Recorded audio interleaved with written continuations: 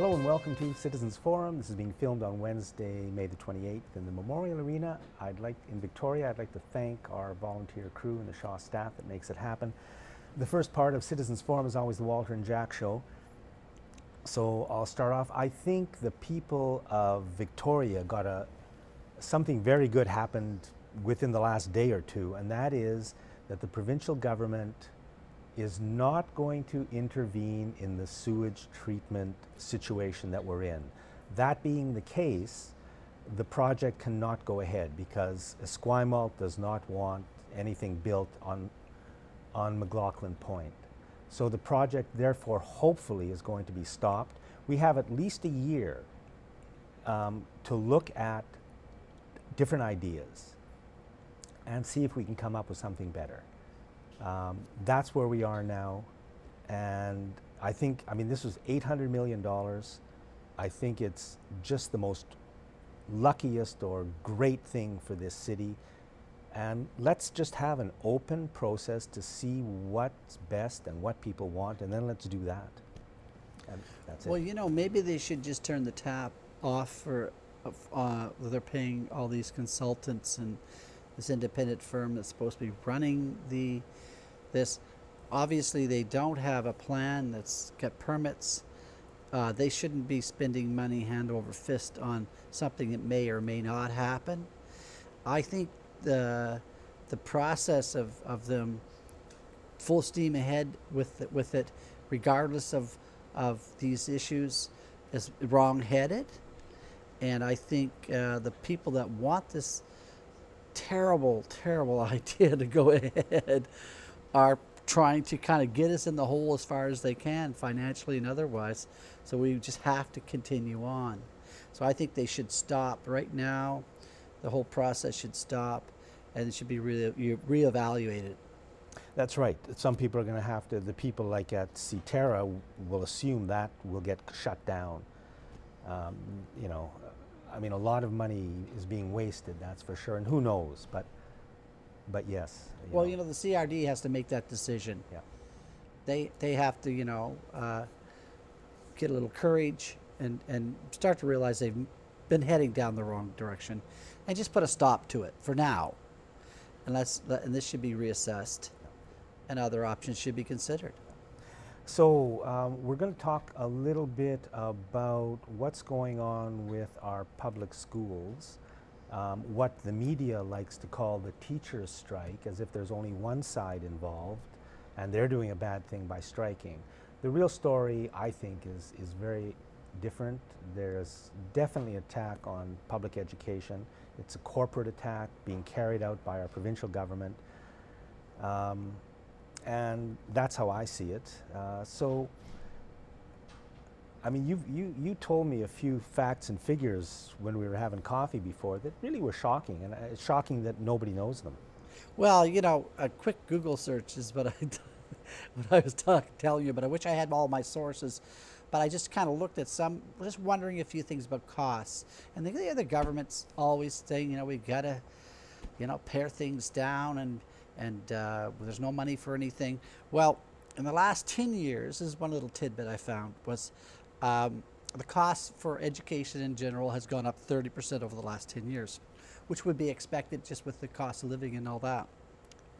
The cost to run the government has gone up 100%, almost 100% in the last 10 years. Now, when you're saying 100% to the cost to run the government, you mean to It's run? doubled. Sorry? It's twice as much as it used to be in the last 10 years. And when you say to run the government, does that mean just the political offices and the legislature? That's right. And pay the MLAs? The MLAs, the staff, Okay. Don't forget the deputy ministers, people like the medical health officers. They're all up around $250,000 a year, a lot of those. So you mean the people at the top, their cost has gone up by 100%? Well, they've doubled in the last 10 years, and it seemed to be lots of money to pay their salaries. Yeah. And what are we getting out of the government too? What's the product? Not a very good product, as far as I'm concerned. Now, the teachers have helped, 40 or 50,000 children go through school and graduate in that time. So what were the numbers? I think you also said that there was a 36% and a 22%. Well, that's the other thing that was sent to me, and basically looking at the last 15 years of what's happened with education, and looking at just strictly looking at the salaries that teachers receive from 1998 to 2013, their salaries increased by 22%.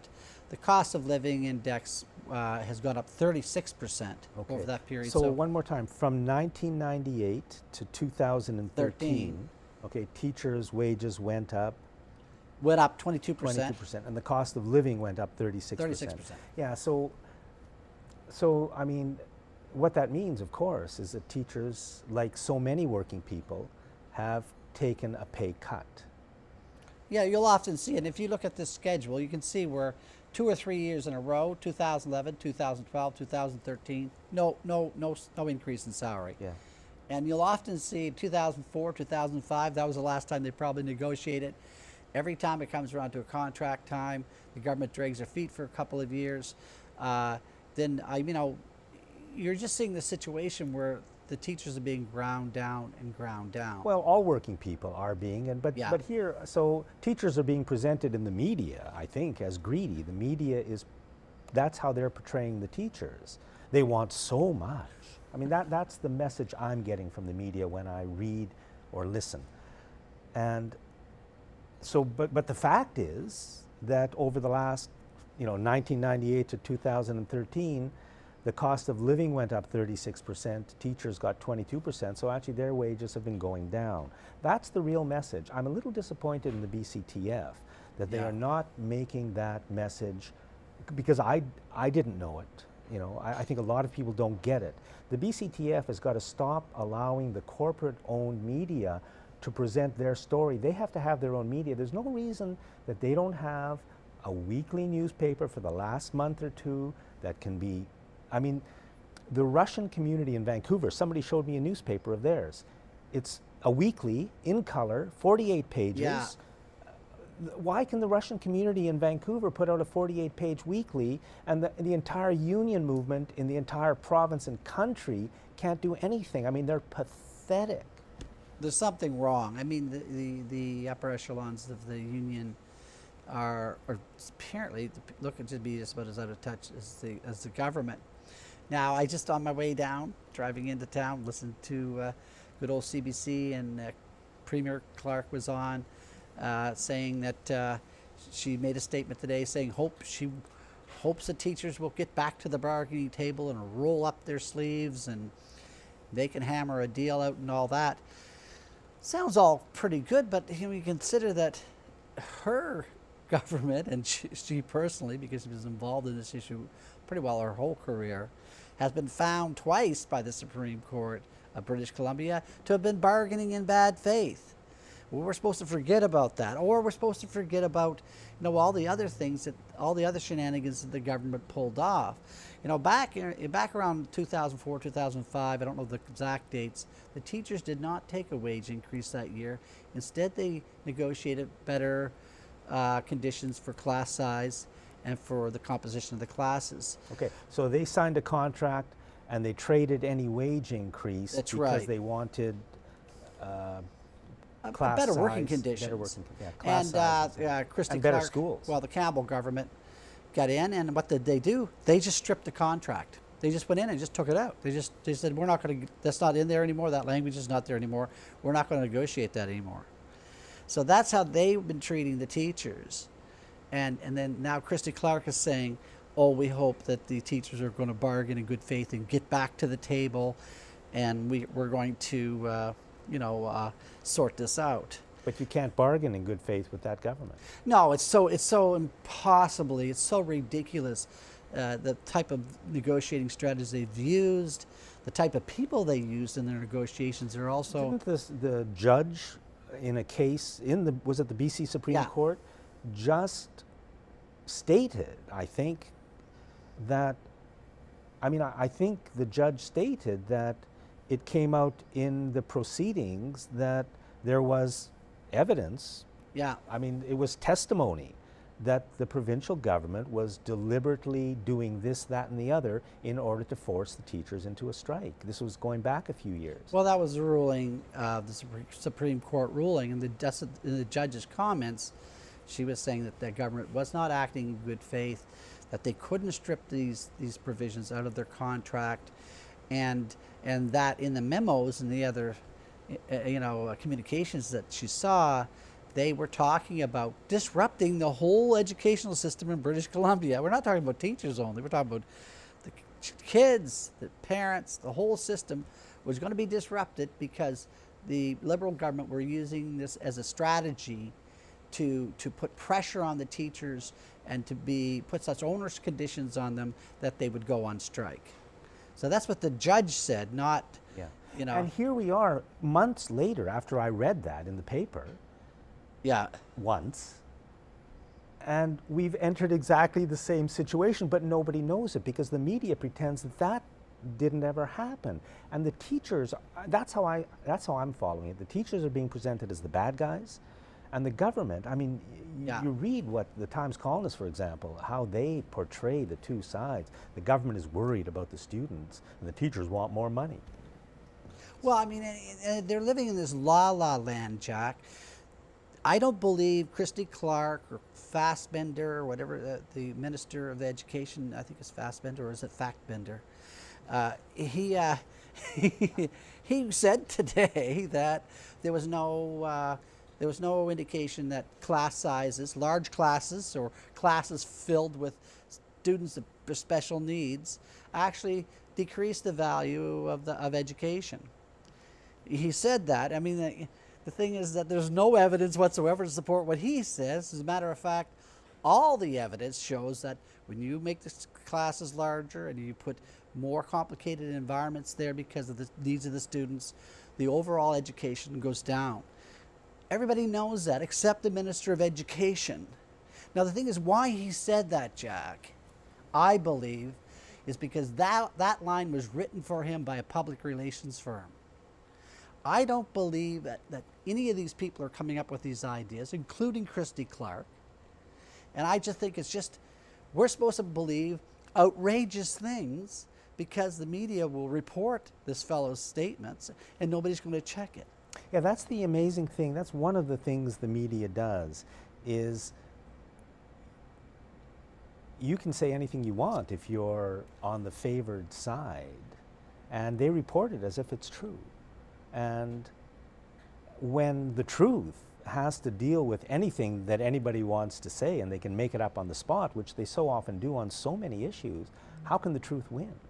Especially when the other side doesn't even care about truth, they just care about winning. So they make up anything they want and pummel you with it. And then you've got, and the media reports it with, as you say, no checking of. Well, yeah, and when the CBC does this sort of reporting, there's such lame reporting too. Often though the CBC will once in a while come up with something, so I have to give them some kudos. But what happens a lot of the times is when these things are just rolling off their tongues every day, and all these myths and biases and prejudices against teachers gets built up day after day. Most people are too busy to try to really figure out what the heck is really going on. But what's really going on, in my view, is that this government's trying to bust this union because it's one of the last bastions of freedom and democracy left in the province. They represent real, true, critical analysis of what the government is doing. The NDP no longer has that role. They are just some kind of junior partner in this government. Their policies are almost identical to the Liberals, no matter what they say. And there isn't real criticism going on, except from the BC Teachers Federation and others. Well, but my problem is I don't see that criticism from the BCTF because it's never printed or reported in the media. I don't see it anyways. Well, I think they're saying it. I think you're right. They could certainly do better. But nevertheless, Jack, no matter what you're hearing, I think the government really sees them as a threat. Yeah. and they've gone after education in this I province. think they see public education as a threat. Well, they're just so doggedly going after the teachers year in, year out. You know, there's another agenda going on. It's not just happening in British Columbia. You see it happening all over North America, the movement towards private schools and independent schools, and they're just going to basically dismantle the educational system like they're trying to with the healthcare system, basically. Not trying, they're doing it. To They're the doing it with point both. where, you know, they'll... So that's the big picture, which we are never presented with in the Yeah. media. That, I mean, you know, maybe we're wrong when we're saying this, but a lot of people think the same thing, although once again, you never see it reported, that they, the corporate Canada, I guess, and their worldwide corporate allies, Yeah. are trying to destroy public health care, and they're trying to destroy public education. And, you know, I mean, is there any question about that? Yeah, and you know, in the end, though, it's everybody that's paying. Because, you know, if you don't have a high quality education in your society, you're removing a building block, a foundation block of what holds society But they together. don't care. I don't think they want our society to hold together. From Yeah. what I see them doing, I honestly think they're trying to destroy our society, because that seems to be what's happening. And there's no need for it to happen, so it must be the plan. Because why do they want us anymore? I mean, what they want is the oil, the coal, the natural gas, the water, the trees, the tar sands, the food growing areas of the, you know, Saskatchewan farmland is getting more expensive because they're buying it up. They know what's coming. Yeah, there's an element of control. I mean, that's the bottom line, is control. What always, since a few months ago, and I've been really working a lot on looking at public relations firms and how they operate, and how we're looking at how things come about. And there's a long, consistent line, a long, consistent policies that the public relations firms carry out over 20, 30 years. Now, PR firms, for the most part, are just the mouthpieces for the very, very large corporate interests. You know, you have to understand that these guys are taking what these large corporate interests are asking for and formulated into policies on how to trick the public into accepting things that aren't good for them, or to actually just bully through and take money out of the economy. Like, just give the rich the big tax break that they did years ago. It took $7 billion a year out of the BC economy. Nothing's being said about that. But that agenda is all being directed by public relations firms. You know, and recently, in the last election, you know, public relations firms, who shall remain unnamed on this show, but I think are the same people that are writing the lines for Christy Clark and Fassbender. These guys are just going in and getting the script. So, you know, they don't have in their hearts a burning desire to attack education. They're just doing their job. It's like being a professional hockey player or something. You're just going to shoot at the net, whoever tells you, whatever team you're on. They don't think that much, I think, about the overall consequences of their actions. They're just there to do a job, collect their pay, get their nice little retirement benefits, and perhaps some good consulting work at the other end of their career, and they're happy. But I don't think they're looking out after. And you know, Walter, I've gotten a few emails about public relations firms, and more, I think Yeah. you're right. I mean, they play a pivotal role kind of in between the people who run the country and, you know, everything down here. They're the ones who fashion and manipulate. So as you said a few times, the same public relations company in the last provincial election, their staff, one person ran the Liberal campaign and one person ran the NDP campaign. That was The one same part of company. it. But another even larger firm that has like 1,000 offices worldwide, 165,000 employees worldwide. Think of that. 165,000 people spinning the truth every day. Think about that. I mean, Yeah. that's where we And get that's- our news. Is that Hill and Knowlton? Well, We can say that.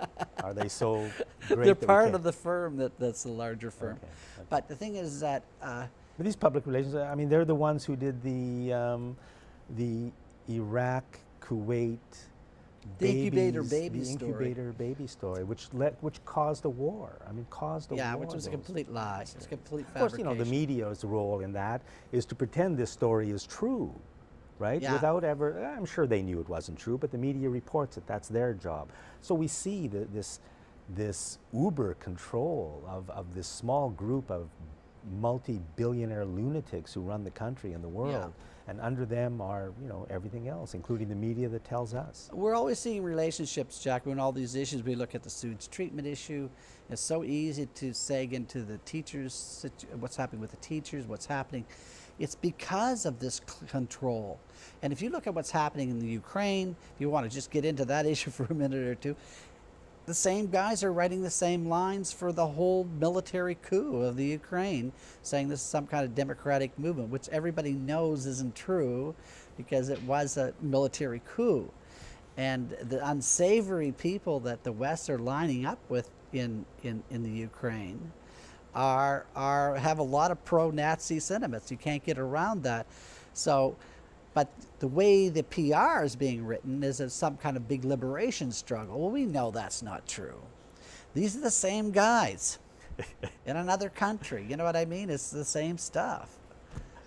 Anyway. So, here we are.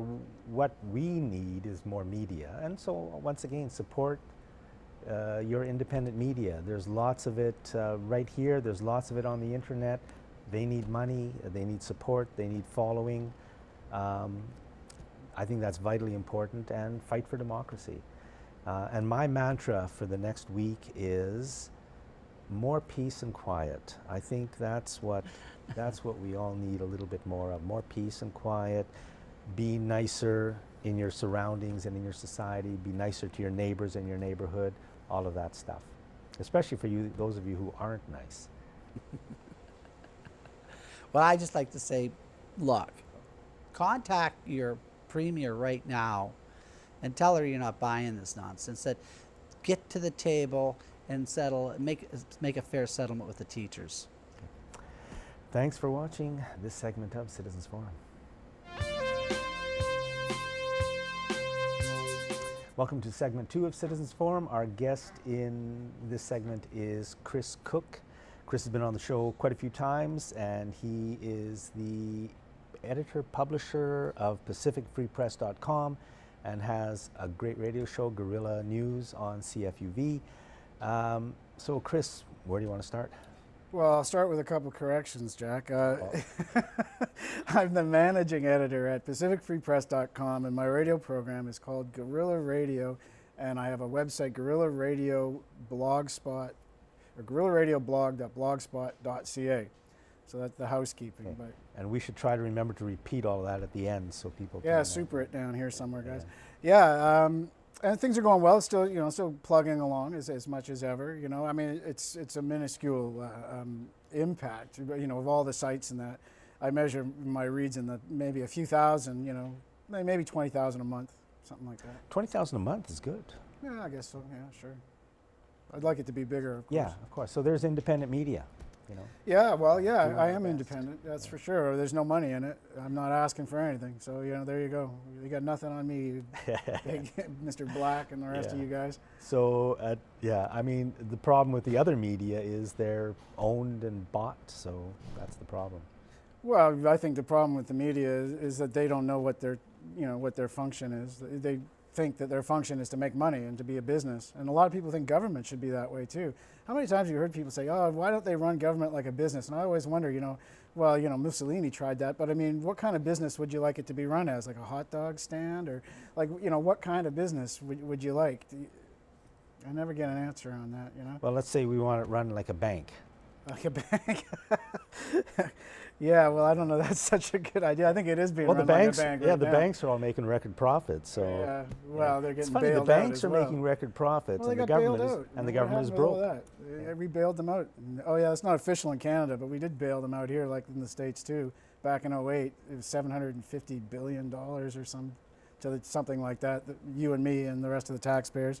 Well, no, the states went up Yeah, we bailed out the banks, even though they say we didn't. We in fact did, between 75 and I think 125 billion. So there you go. yeah, The $1 government is a business, and it's a bank. Yeah, and it's a bank. It's working for the banks, anyways, and that's. So CBC. Yeah, well, oh, Jack, the last time, and I love it when I'm ahead of the curve, you know, when I'm seeing the future.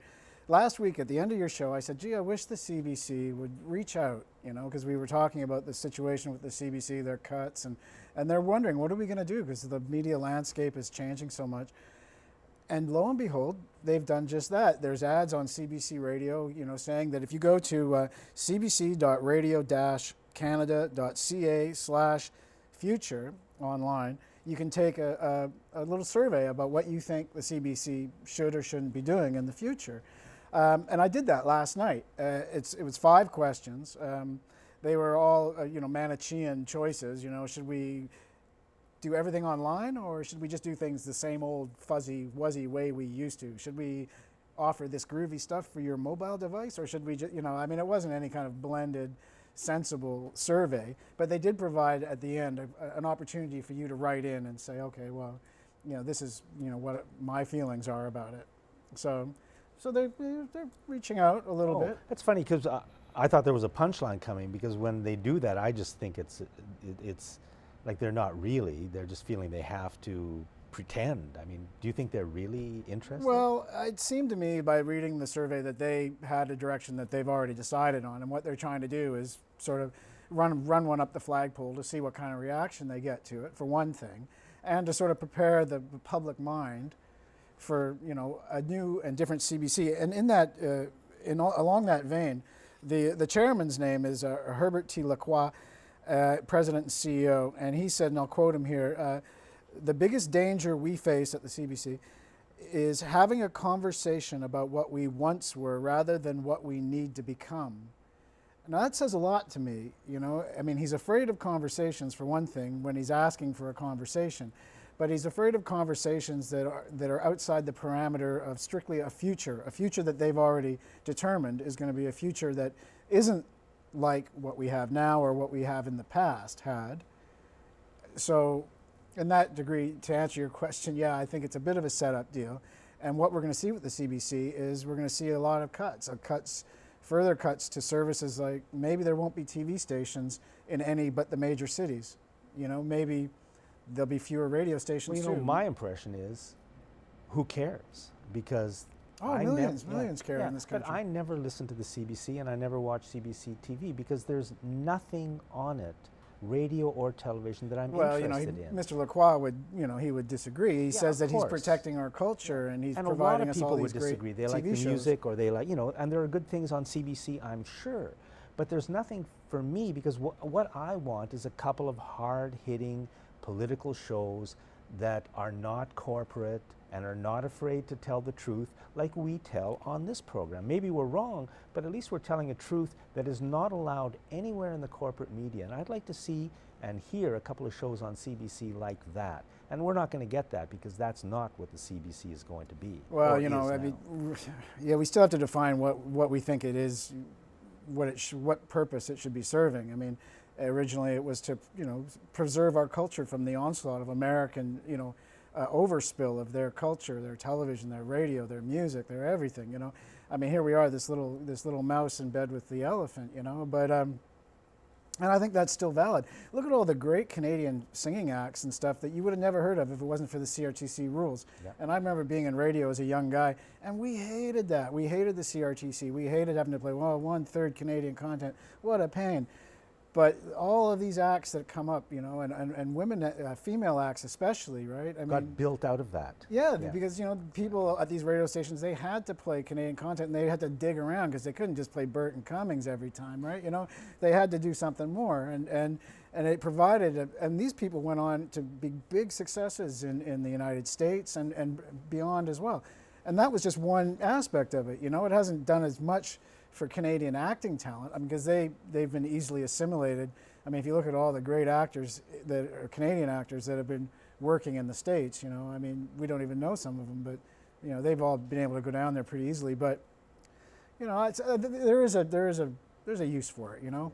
But Yeah. what they're looking to me from reading between the lines, they're going to go to this online and mobile applications kind of format.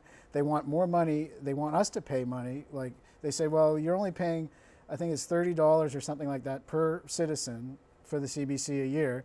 And we'll just not mention the advertising revenue right now. In other countries like Britain and that they charge a lot more, but they don't have commercials, and it's not commercial TV or corporate TV as you would have it, right? So if we get, the Ford Motor Company off of Hockey Night in Canada, well, maybe not a good example, but then, maybe would Canadians be willing to pay more? And this is the sort of question that he's positing when it's like, well, do you want to pay more taxes? And most people would say no. It's not a matter of do you want to redirect the money from, say, patrolling the American empire in Afghanistan or doing these things and redirect our money somewhere else, but that's another question. The Green Party. Well, Jack, this is really interesting. The Green Party of British Columbia. Now, full disclosure, I'm not a member of any party. I voted for the Green Party in the last election. I voted for the leader, who she was in, Jane Sturck, who's not the leader anymore, of course. Well, the new leader of the party. Now, their convention is coming up this weekend in Kelowna, and they're getting ready for people who want to run for positions and such. And I got an email just today, like an hour ago or so, from a guy that was running to be the chair of the Green Party of BC, Len Laycock, right? Well, he tells me, and I phoned him up after reading this thing, but he tells me there's a great divide within the party right now between what he terms the conservative and the progressive wings of the Green Party. Not a big surprise. He self-identifies as a progressive. Well, he says when it looked like he would have a good shot at taking the chair, the conservative side of the party, which includes the leader, Mr. Weaver, Andrew Weaver. Well, Weaver isn't the leader. He's the MLA. The leader is, I'm sorry, I can't remember his name. Olson, Mr. Olson. Andrew, or Adam Olson. Adam Olson from Saniture. Right. But of course, Weaver is very powerful. Weaver's the guy that waves the stick, right? And Adam is the guy, that. Anyway, a motion came up to block Len Laycock's entrance due to some complaints, as of sort of not totally made clear to me yet, anyway. But I'm going to talk to him on Monday. But so he was blocked, basically just excised from the running, because he's on the progressive side, and the conservative side didn't want his participation. He had some objections, and now they're sort of backpedaling on this. But the motion that came up that he mentioned, it was brought forward and supported by the leader, Adam Olson. And when he complained, they told him, well, you can complain to the ombudsperson, who happens to also be in the conservative fold of the party. The party ombudsperson. Yeah, that's right. Except for this guy isn't the party ombudsperson because he hasn't been properly elected. So basically what they're doing is they're putting up these impediments with an inside clique. When Len went to his lawyer to talk about this, and his lawyer talked to the party about it, they're starting to backpedal now, and his nomination is back on the ballot for this weekend's confab in Kelowna. But that's interesting. This is quite an interesting story. We'll see if it breaks into the media anywhere. Len went public with it himself, right? And this is, he sent out the press release because the party's not going to do this. This is dirty laundry on the inside. Public? When did he go public? Today.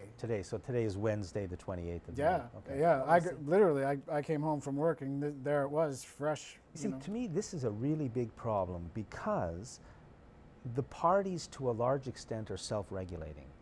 So, I mean, I don't know what the facts are, in this, but the problem is there's no independent outside body that somebody can go to if they do feel they're getting screwed and put in a complaint, and that body will then look at the rules and regulations and say, yes this or no that. The same thing happened to Mehdi Najari many years ago when he did run for the leadership of the NDP. Yeah. They wouldn't let him into the race at first, and it was only when he saw a lawyer that that proves that they do have mechanisms in place. It's just they're not always eager to share to share it with the outsiders. I mean, any kind of everything is political, and there's always going to be the insiders and the outsiders. And when you try to break in, you're going to meet resistance. Yeah, but there are the rules of the party itself, Right. as agreed to by the membership, and probably they're a pretty fair set of rules, or they should Oh, be. there are, and Len found them, and he says he's an Right. expert at it now. He's been Right, reading them quite right. thoroughly. But the problem is still, so maybe they'll give ground and let him in, but that's not enough. I mean, you should not be allowed to fool around with these rules Well, because and this is the bigger problem, is like just what's going on here. I put on my website on PacificFreePress.com a little tape. I've told you about this, but I received a phone call during the provincial election when Gordon Campbell's last hurrah, and Andrew Weaver had stumped for the Liberal Party, which I found astonishing. Right. In the last election, the Gordon Campbell's last election, yeah. Right. Weaver phoned everybody. It was a robocall. A robocall with Andrew Weaver. Well, I taped it and I put promoting, it on my website, yeah. and I've Promoting, gotten some flack for it, but So Andrew Weaver promoting Gordon Campbell. right, yeah, he was promoting him just as he's promoting David Black, who the great environmentalist publisher, who has killed more trees than Paul Bunyan could ever hope to, and who now wants to build a tar sands factory in Kitimat, right? Because it'd be so much cleaner than not having one there, right? I mean, okay, if you want to support that. The fact that Mr. Black is the richest man in Mr. Weaver's neck of the woods doesn't seem to come into it. But are these guys real? Are they real? And what are the Green Party? The stats on the Green Party, the British Green Party of BC, they're weeping support. I mean, they've lost 14% of their membership in the last year, according to Len Laycock. I mean, they're just. And who could support them if they're not going to be green? I mean, it's a green party by name, but and they're not going to be democratic. I mean, you got to run. This isn't democratic. This was a real boner, and it was a real stupid move. And it makes me wonder, why did they think they could get away with this? And I mean, not just beyond having no respect for the democratic process. I mean, it was a really ham-fisted approach, and I wonder, well, how capable a politician is Mr. Weaver and his claque that would try to pull something Well, all the best politicians do it, so I guess he's very capable.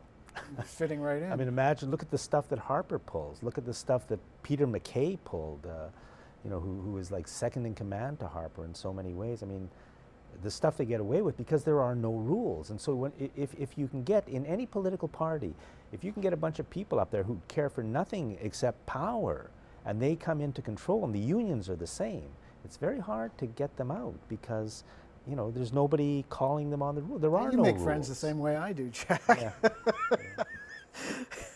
Well, I don't know. I mean, again- I'd like to believe that I think through a move like this, there'll be a spotlight put on Yeah. these kind of shenanigans, and I hope it, like I was saying the last time I was on, about the CBC, I hope the Green Party of BC has a real, a long night of the soul where they look at what they're supposed to stand for, what they want to be, who's running the party, and are things going in the direction that they need to be.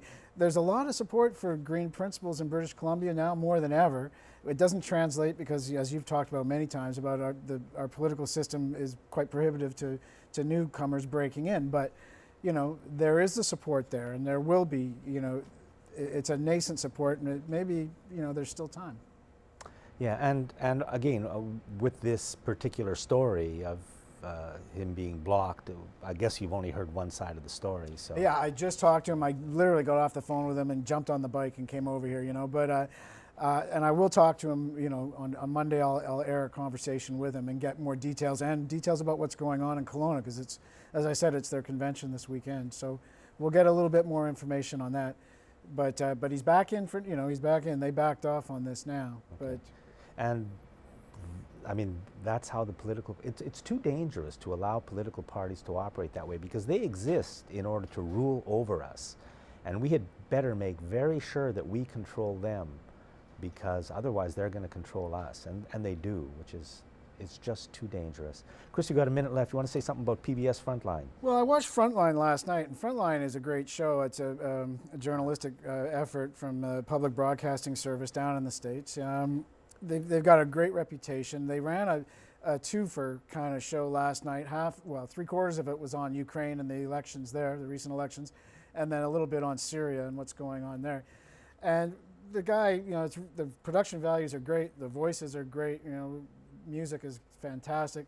The information was absolutely BS, that from start to finish it was propaganda straight through. I know you and Walt were talking about babies on the floors.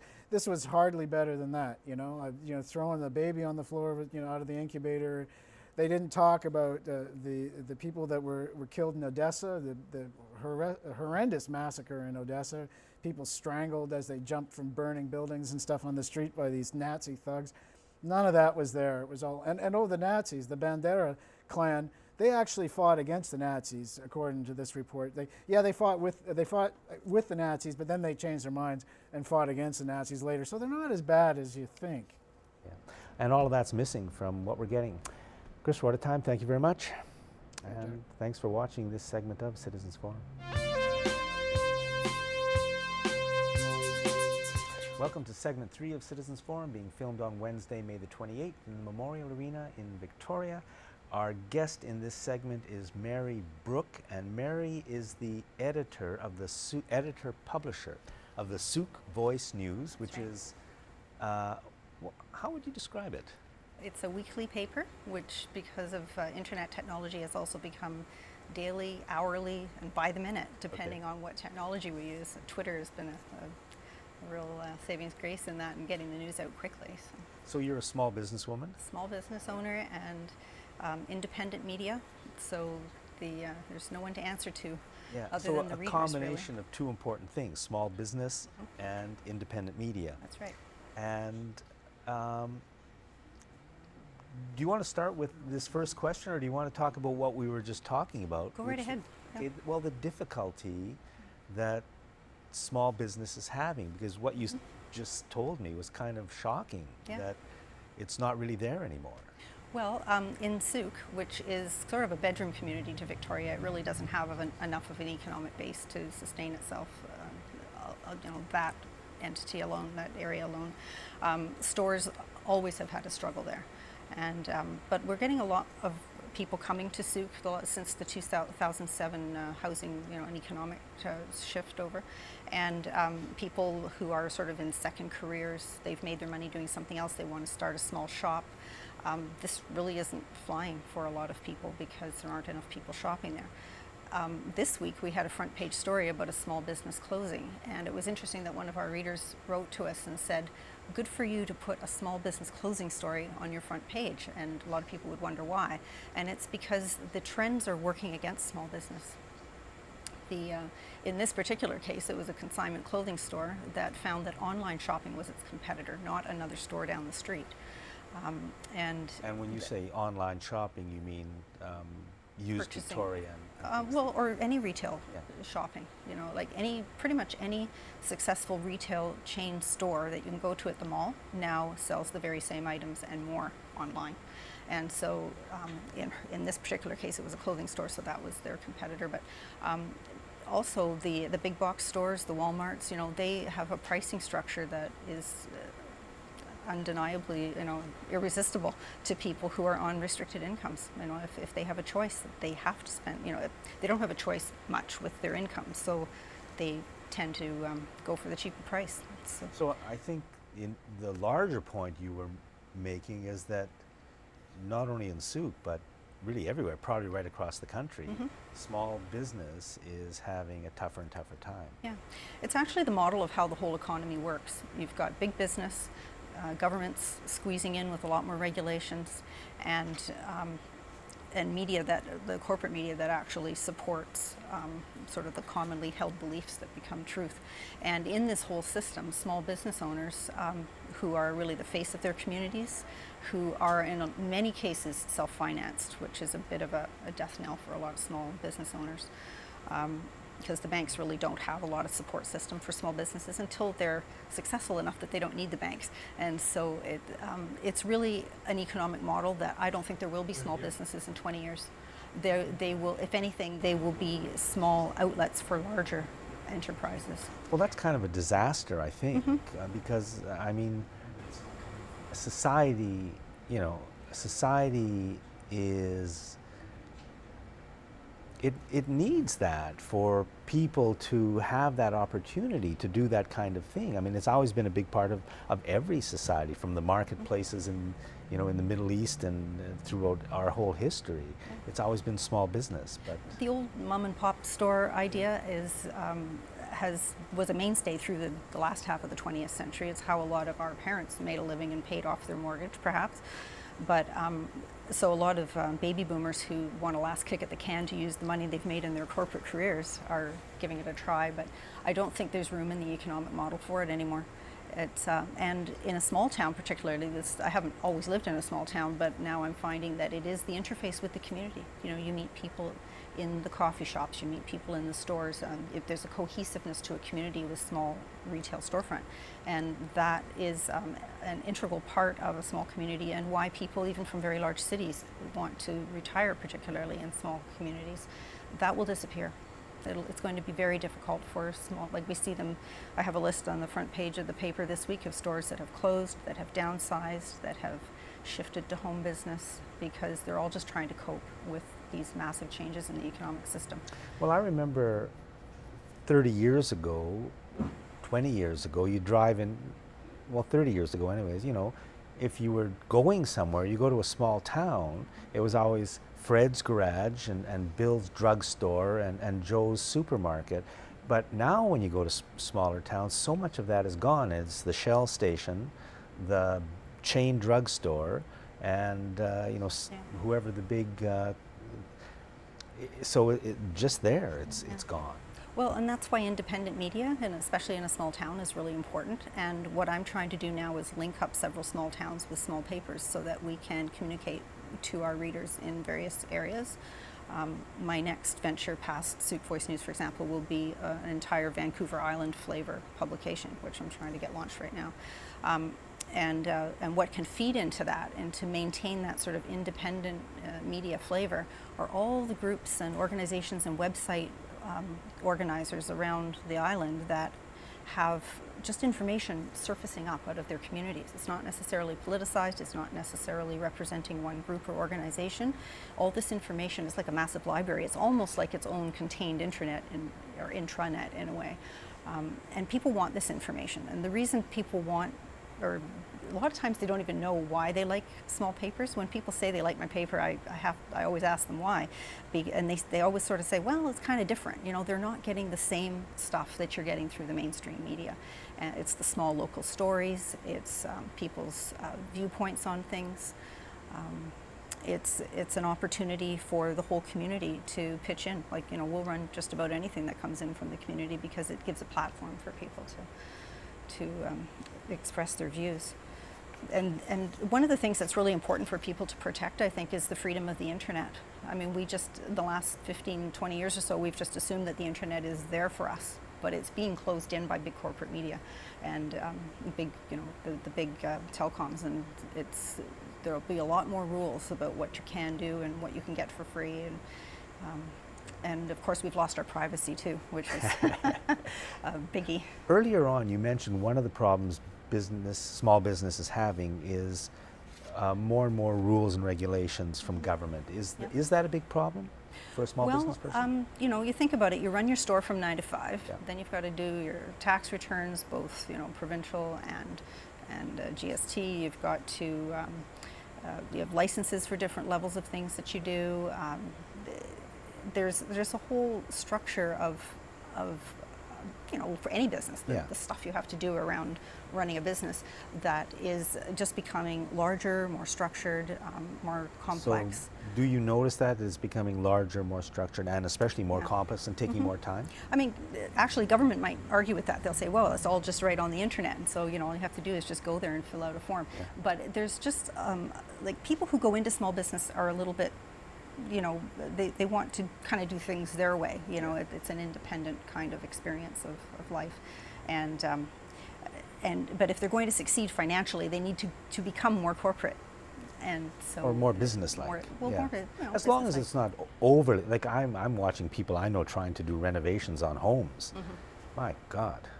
Yeah. Well, even homes. I mean, the building codes become more complex. All the regulations about what can be allowed. I mean, now they have these green standards. Do you go to a certain standard, or do you jump up to a very high standard? And the cost will always come down to the consumer. Housing prices go up, so it's the economy is becoming more complex. To come back to independent media and why people need that is because people still have a desire to want to know what's really going on. The only problem is do they know they can trust this paper over that paper? And when I say paper, I don't necessarily mean print. It can be, an online presentation, a Twitter stream, that kind of thing. I think people have almost lost the sense of knowing why they need information other than what they're told in the mainstream, because everyone's becoming so standardized. Even our education system wants everyone to sort of fit the mold. The school system has, compared to the kind of education that I got and people several years ago would have, is different than what the school system does now. I've even had one school trustee say to me, "Oh, well, you must have a different idea of education." Well, my idea of education is actually learning things and learning how to think critically and how to know and understand your world and to have skills to do that. And there are many good teachers. The teaching quality in the classroom is very good in BC, but their overriding effort is to socialize children, is to make sure that they can function in their society. And of course, we want everyone to be able to get along, but that has overridden the importance of actually learning how to think and learning details and bulk of information. Now, there's too much information in the world to learn the way we used to learn decades ago, where you could actually master a subject. There's always going to be flow and levels, right?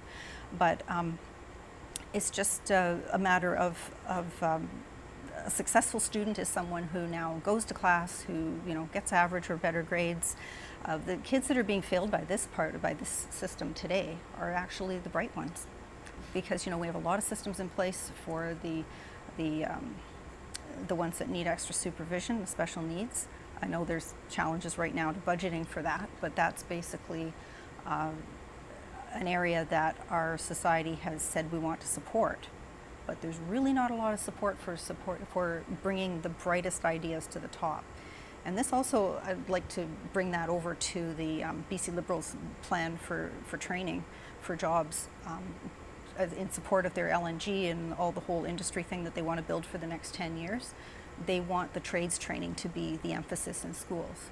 And people are happy to have those kinds of jobs. They'll pay well, they'll be stable, they'll have longevity to their careers. So there's nothing wrong with any of that. But what it will do is create single track education. And so the people who do have the bent to put out independent newspapers and create some independent thought are going to be farther and farther pushed to the fringes a little bit. The openings for that kind of examination of society are not going to be as easy to come by. Yeah, all I can say is about public education is that, boy, it sure needs like a revolution.